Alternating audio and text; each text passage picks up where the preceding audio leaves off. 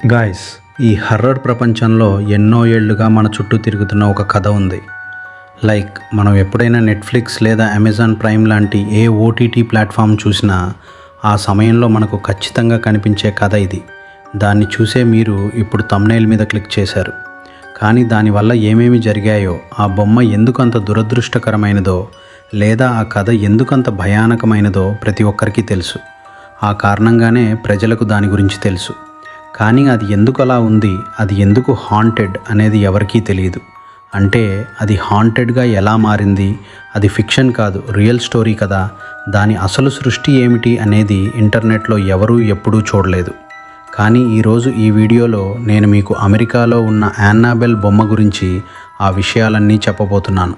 మరియు గాయ్స్, దయ్యాలు ఆవహించిన ఈ మొత్తం ప్రపంచంలోనే అత్యంత భయానకమైన బొమ్మల్లో ఇది కూడా ఒకటి అని చెప్తారు.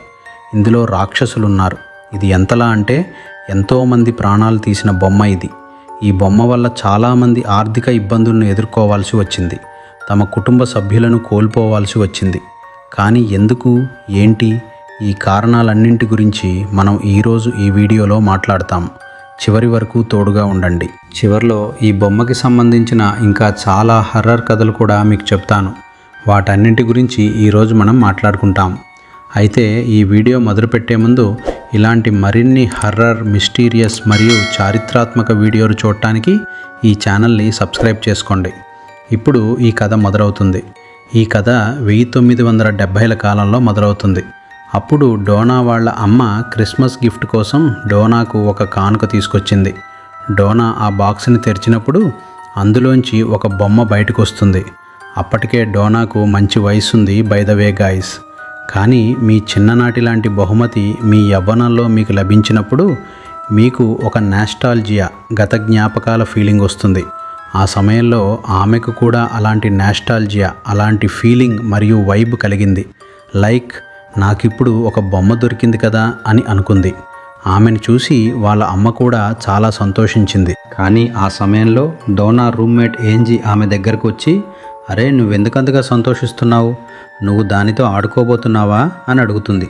అప్పుడు డోనా, నేను దీనితో ఆడుకుంటానని నీకెవరు చెప్పారు, నేను దీన్ని కేవలం నా గదిలో పెట్టుకుంటాను అంతే అని చెబుతుంది. దానికి ఏంజీ కూడా ఇంకేమీ అనలేదు. డోనా మరియు ఆ బొమ్మ మధ్య ఎంత సాన్నిహిత్యం పెరిగిపోయిందంటే ఆమె ఎప్పుడూ ఆ బొమ్మతోనే నిద్రపోయేది. ఎప్పుడూ డప్పుడు డోనా పక్కన, అంటే ఆమె మంచం మీద ఆ బొమ్మ ఉండే తీరేది. గాయ్స్, ఈ విషయం ఏంజీకి చాలా ఇబ్బంది కలిగించడం మొదలైంది. డోనా ఎప్పుడు ఆ బొమ్మని తనతో పాటు పడుకోబెట్టుకుంటుంది అని. కానీ ఆమెకు ఇంకా చాలా విషయాల్లో సమస్యలు ఉన్నాయి. అందువల్ల ఆమె నేరుగా డోనా గదిలోకి వెళ్ళింది. డోనా, ఇదంతా ఏంటి, నువ్వు నిద్రపోతావు, నిద్రలేచాక ఆ బొమ్మని ఎప్పుడో నేల మీద వదిలేస్తావు, కొన్నిసార్లు తలుపు వెనకాల పెడతావు, నీతో పాటు పడుకోబెట్టుకుంటావు, కొన్నిసార్లు కబోర్డు పైన పెడతావు, ఇదంతా ఏంటి, ఇక్కడ అక్కడ ఎందుకు విసిరేస్తున్నావు అని అడిగింది. అప్పుడు డోనా కొద్దిసేపు ఏమీ అనలేదు. ఆమె ఆశ్చర్యంగా వింతగా చూస్తూ ఉండిపోయింది. నేను ఎప్పుడు నిద్రపోవటానికి వెళ్ళినా దాన్ని కొద్దిగా హత్తుకున్న తర్వాత ఎప్పుడూ షోకేస్లో పెడతాను అని చెప్పింది. నువ్వేం చెబుతున్నావు, అదెలా సాధ్యం అని ఏంజీ అంది. ప్రతిరోజు ఉదయం నీకంటే ముందే నేను నిద్రలేస్తాననే విషయం నీకు కూడా తెలుసు కదా. నేను ఎప్పుడు నీ గదిలోకి వచ్చినా ఆ బొమ్మ ఇక్కడ అక్కడ చెల్లాచెదురుగా పడి ఉండటం చూస్తుంటాను. కొన్నిసార్లు నీ పక్కన ఉంటుంది, కొన్నిసార్లు నేల మీద ఉంటుంది, కొన్నిసార్లు తలుపు వెనుక నుండి నన్ను తొంగి చూస్తున్నట్లు కనిపిస్తుంది. ఇదంతా ఏంటి? అప్పుడు మళ్ళీ డోనా ఏంజీ మాటను కాదని, లేదు, నేను నిద్రలేచిన ప్రతిసారి అది నాకు షోకేస్లోనే కనిపిస్తుంది కదా అని చెప్పింది. అప్పుడు ఏంజీ, నేను దాన్ని ఎప్పుడూ షోకేస్లో పెడుతున్నాను, ఎందుకంటే నువ్వు నిద్రపోతున్నప్పుడు అది ఇక్కడ అక్కడ చెల్లాచెదురుగా పడి ఉంటుంది. నేను దాన్ని తీసి షోకేస్లో పెడుతున్నాను, ఇది అసలు విషయం అని చెప్పింది. డోనా, ఏంజీ ఇద్దరూ గందరగోళానికి గురయ్యారు. తనంతట తాను కదలలేని, ఏమీ చేయలేని బొమ్మ తనంతట తాను స్థానాలను ఎలా మారుస్తుంది, ఇది ఎలా సాధ్యం?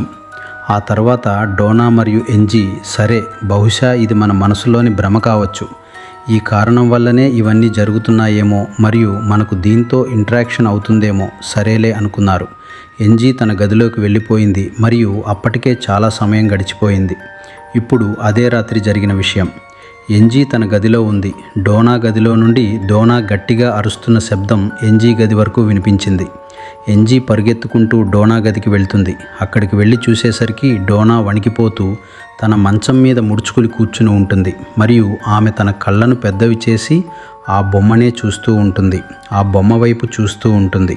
అప్పుడు ఎన్జీ, ఇంత అర్ధరాత్రి ఎందుకు అరుస్తున్నావు, అంతా బాగానే ఉందా అని అడుగుతుంది. అప్పుడు డోనా, ఆ బొమ్మను చూడు అని చెబుతుంది. దానికి ఎన్జీ, అవును, ఈ బొమ్మకి ఏమైంది అని అంటుంది.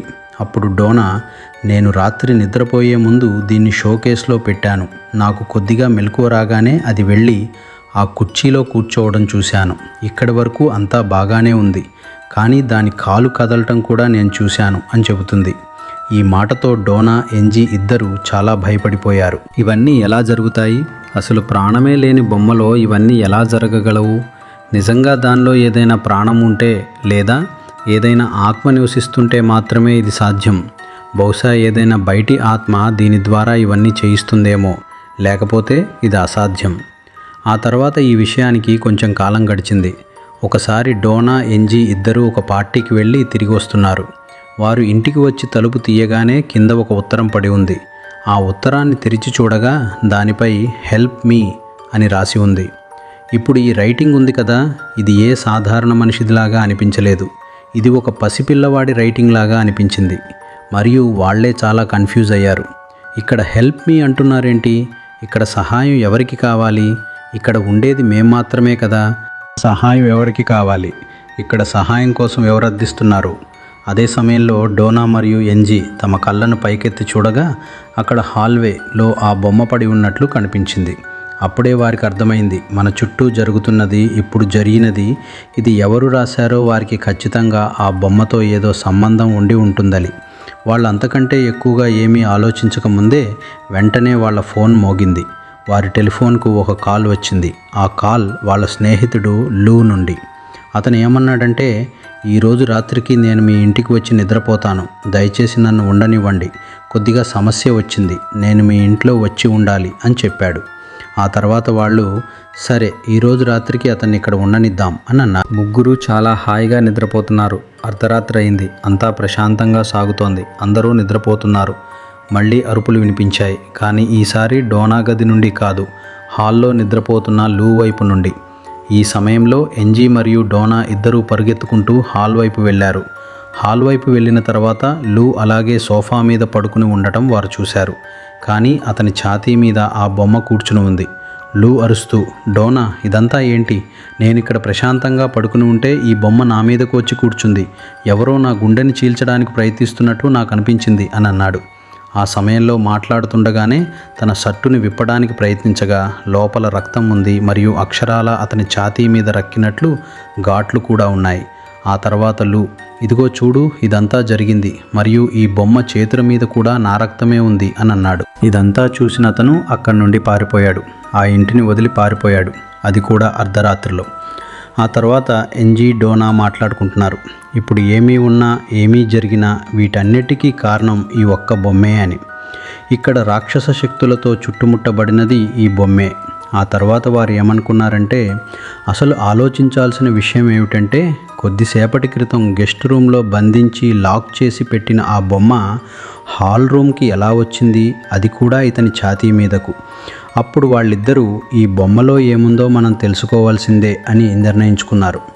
అంటే ఎప్పుడు చూసినా ఇది మన వైపు చూస్తూ ఉంటుంది లేదా ఎక్కడో పడి ఉంటుంది.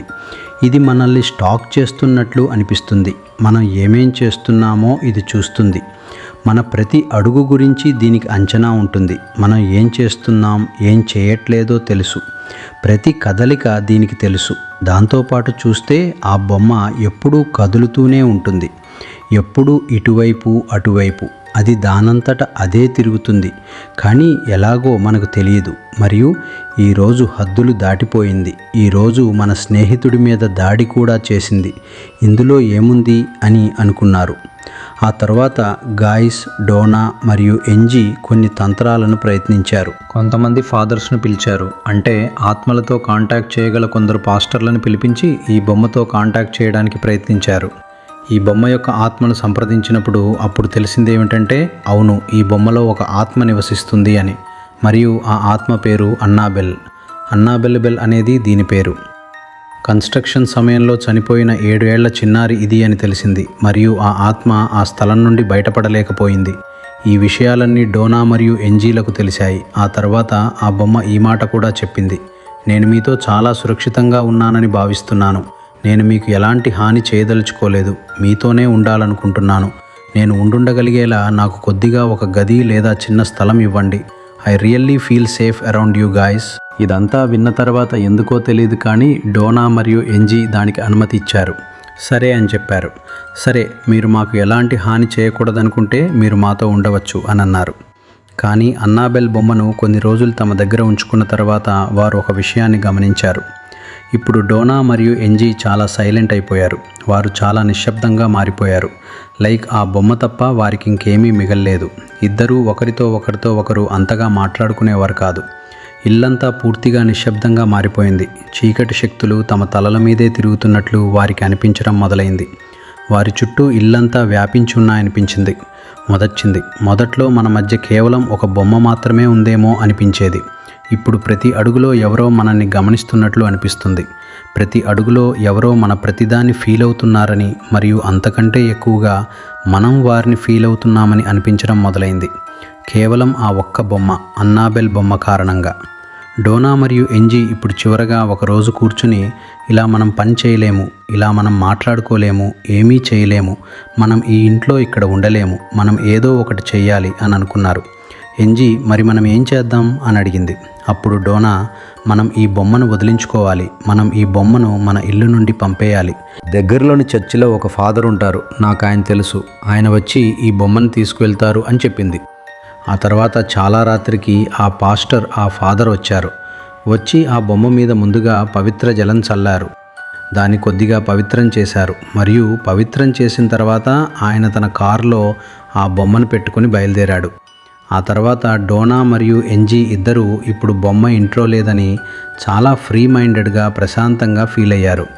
కానీ వాళ్ళు చర్చికి చేరుకోబోతున్నప్పుడే తన కారులో కూర్చున్న ఆ ప్రీస్ట్ కారు బ్రేక్ ఫెయిల్ అయ్యి యాక్సిడెంట్ జరిగింది. మరుసటి రోజు ఉదయం డోనా కళ్ళు తెరిచింది. డోనా కళ్ళు తెరవగానే తన ఎదురుగా అదే కుర్చీ ఉండటం చూసింది మరియు అదే కుర్చీలో ఆ అన్నాబెల్ బొమ్మ కూర్చుని ఉంది. ఇప్పుడు డోనా మరియు ఎన్జీకి ఒకే ఒక దారి మిగిలింది, ఎడ్ మరియు లొరైన్. ఈ ఎడ్ మరియు లొరైన్ మీరు కన్జూరింగ్ యూనివర్స్లో చూసిన వారే. లొరైన్ ఇప్పుడు ముందుగా ఇంట్లోకి అడుగు పెడుతుంది. లొరైన్ ఇంట్లోకి అడుగు పెట్టగానే ఆమెకు గూస్ బంప్స్ వచ్చాయి మరియు ఆమె, ఈ ఇంట్లో నిజంగానే ఏదో ఉంది, ఇక్కడికి రాగానే నాకేదో ఫీల్ అయింది, ఇది చాలా సాధారణ విషయం కాదు అని చెప్పింది. ఆ తర్వాత డోనా మరియు ఎన్జీ ఆ బొమ్మను చూపించారు. లొరైన్ కొద్దిసేపు దానితో కూర్చుని ఫీల్ అయిన తర్వాత ఆమె ఇలా చెప్పింది, ఈ బొమ్మలో ఎలాంటి ఆత్మ లేదు, ఈ మాట అబద్ధం, ఇందులో ఆత్మ లేదు, బదులుగా ఈ బొమ్మలో ఎవరినైనా నాశనం చేయగల రాక్షసుడు, దయ్యం ఉన్నాడు. మీరు దీన్ని మీకు ఎంత దగ్గరగా ఉంచుకుంటే అది మిమ్మల్ని అంతగా నాశనం చేస్తుంది, అంత త్వరగా మీ ప్రాణాలను మీ నుండి లాక్కుంటుంది అని చెప్పింది. మరి ఇప్పుడు మేము ఏం చేయాలి అని డోనా అడిగింది. అప్పుడు లొరైన్, మేము దీన్ని తీసుకువెళ్తాము, ఇది మా నిర్ణయం, దీన్ని మేము ఇప్పుడు తీసుకువెళ్ళి మా ఇంట్లో ఉంచుతాము అని చెప్పింది. వాళ్ళ ఇంట్లో అలాంటి ఒక పూర్తి మ్యూజియం ఉంది. ఇలాంటి వస్తువులను ఎవరి దరిదాపుల్లోకి రాకుండా పూర్తిగా లాక్ చేసి ఉంచే ఒక మ్యూజియం మాకుంది అని వారు చెప్పారు. కాబట్టి ఇప్పుడు లొరైన్ ఆ అన్నాబెల్ బొమ్మను ఒక అద్దాల పెట్టెలో బంధించి ఉంచిందని చెబుతారు. అద్దాల పెట్టెలో పెట్టారు, తద్వారా ఎవరూ దాన్ని వాడలేరు, ఎవరూ దాన్ని తెరవలేరు, కేవలం శుభ్రం చేయడానికి మాత్రమే తెరుస్తారు, అది కూడా అన్ని జాగ్రత్తలతో, మరియు ఎవరూ దాన్ని చూడటానికి కూడా ఇష్టపడరు. సో గైస్, ఇది ఈ ప్రపంచంలోనే అత్యంత ప్రమాదకరమైన బొమ్మ కథ. దీనివల్ల ఎంతోమంది ప్రాణాలు పోయాయి, ఎంతోమంది ప్రాణాలు త్రుటిలో తప్పించుకున్నాయి, చాలామంది ప్రాణాలు కూడా కోల్పోయారు మరియు ఇది ప్రతి చోట దురదృష్టాన్ని వ్యాప్తి చేసింది. మరియు గైజ్, ఈ వీడియో ముగిసే ముందు నేను మీకు ఒక మాట చెప్పాలనుకుంటున్నాను. ఈ ప్రపంచంలో ఇలాంటి బొమ్మలు చాలా ఉన్నాయి, ఇలాంటి వస్తువులు చాలా ఉన్నాయి, దేనితోనైనా ఆవహించబడిన విషయాలు చాలా ఉన్నాయి. కాబట్టి చివరగా నేను మీకు చెప్పేది ఒకటే, మీ చుట్టూ కొద్దిగా గమనించండి. ఏదైనా వస్తువు దానంతట అదే కదిలినట్టు మీకు అనిపిస్తే దాన్ని విస్మరించకండి. ఎందుకంటే బహుశా అది ఒక సాధారణ టెడ్డీబేర్ కావచ్చు, ఒక సాధారణ బొమ్మ కావచ్చు, మరియు అర్ధరాత్రి సమయంలో అది మిమ్మల్ని హత్తుకుని పడుకుంటుండొచ్చు. కానీ ఆ విషయం మీకు తెలియకపోవచ్చు, మరియు ఉదయం అయ్యేసరికి ఆ బొమ్మ బ్రతికే ఉండొచ్చు, కానీ బహుశా మీరు ఉండకపోవచ్చు. ధన్యవాదాలు.